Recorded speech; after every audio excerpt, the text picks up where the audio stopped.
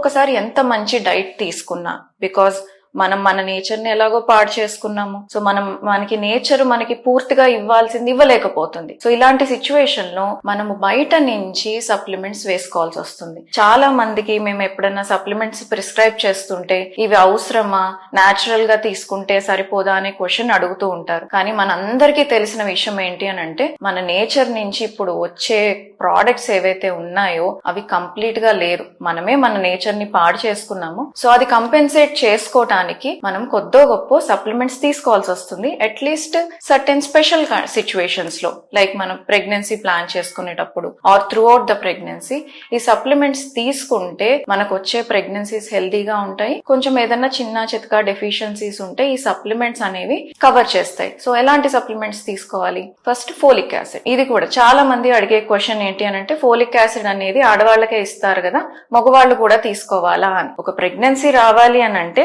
ఒక healthy egg ఉండాలి, అలాగే ఒక హెల్దీ స్పర్మ్ ఉండాలి. సో ఫోలిక్ యాసిడ్ అనేది ఎగ్ లో ఉండే డిఎన్ఏ లో ఉండే డ్యామేజెస్ ని కరెక్ట్ చేస్తుంది. అలాగే స్పర్మ్ లో కూడా డిఎన్ఏ ఉంటుంది. సో స్పర్మ్ లో ఉండే డిఎన్ఏ లో డ్యామేజెస్ ఏదన్నా ఉంటే ఫోలిక్ యాసిడ్ కరెక్ట్ చేస్తుంది. సో మగవాళ్ళకి కూడా ఫోలిక్ యాసిడ్ తీసుకుంటే sperm quality, especially sperm DNA లో ఉన్న డ్యామేజెస్ ఉంటే ఇంప్రూవ్ అయ్యి ప్రెగ్నెన్సీస్ హెల్దీగా వస్తాయి. సో దీంతో పాటు కొంతమంది విటమిన్